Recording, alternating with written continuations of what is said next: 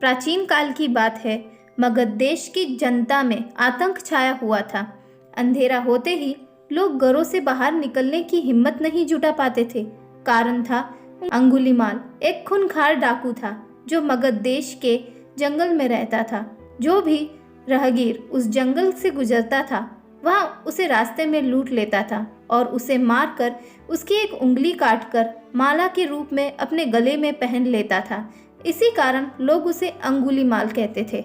एक दिन उस गांव में महात्मा बुद्ध आए। लोगों ने उनका खूब स्वागत सत्कार किया। महात्मा बुद्ध ने देखा वहां के लोगों में कुछ डर सा समाया हुआ है। महात्मा बुद्ध ने लोगों से इसका कारण जानना चाहा।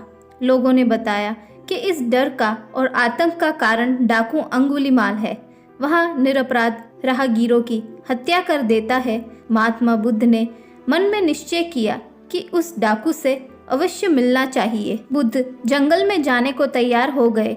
गांव वालों ने उन्हें बहुत रोका क्योंकि वे जानते थे कि अंगुलीमाल के सामने से बच पाना मुश्किल ही नहीं असंभव भी है।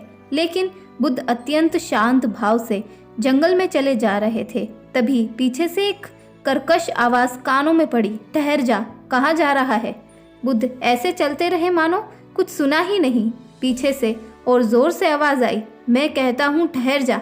बुद्ध रुक गए और पीछे पलटकर देखा तो सामने एक खूंखार काला व्यक्ति खड़ा था। लंबा चौड़ा शरीर, बड़े हुए बाल, एकदम काला रंग, लंबे लंबे नाखून, लाल लाल आंख, हाथ में तलवार लिए वह बुद्ध को घूरे जा रहा था। उसके गले में उंगलियों की माला लटक रही थी। वह बहुत ही डरावना लग रहा था। बुद्ध ने शांत व माधुर्य स्वर में कहा, मैं तो ठहर गया, भला तू कब ठहरेगा?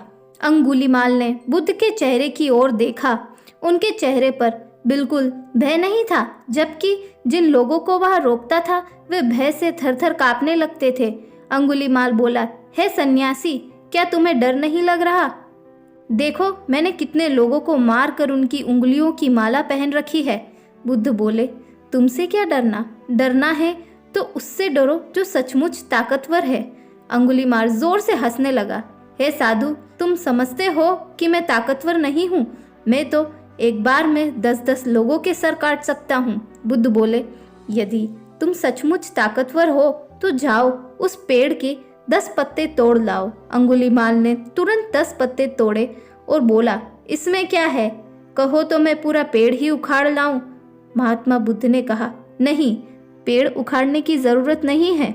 यदि तुम वास्तव में ताकतवर हो तो जाओ इन पत्तियों को पेड़ में जड़ दो। अंगुलीमाल क्रोधित हो गया और बोला, भला कहीं टूटे हुए पत्ते भी जुड़ सकते हैं?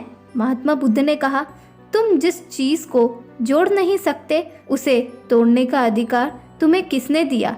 एक आदमी का सिर जोड़ नहीं सकते तो काटने में क्या बहादुरी है? अंगुलीमाल अवाक रह गया। वह महात्मा बुद्ध की बातों को सुनता रहा। एक अनजानी शक्ति सी उसके हृदय को बदल दिया। उसे लगा कि सचमुच उससे भी ताकतवर कोई है। वह महात्मा बुद्ध के चरणों में गिर पड़ा और बोला, हे महात्मन, मुझे क्षमा कर दीजिए, मैं भटक गया था, आप मुझे शरण में ले लीजिए। भगवान बुद्ध ने उसे अपनी शरण में ले लिया और अपना शिष्य बना लिया।